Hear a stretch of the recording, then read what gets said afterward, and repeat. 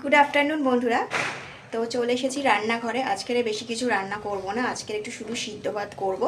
এমনকি ভাতও রান্না করতে হবে না, কালকের অনেকটা ভাত আছে, সেটা আমার ছেলের আর আমার শাশুড়ি তিনজনেরই হয়ে যাবে।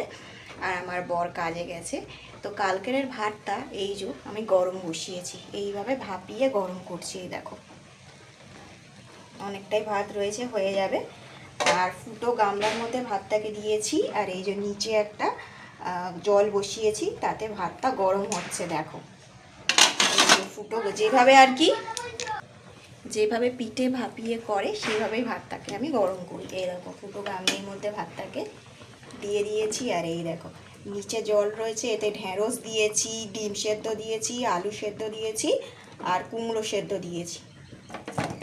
এইগুলোও সেদ্ধ হয়ে যাচ্ছে, আর তার সাথে এখানে ভাতটাও হয়ে যাচ্ছে। দেখেছো, এগুলো হচ্ছে বুদ্ধিমতির কাজ, আর অনেকটা গ্যাসও বাঁচে।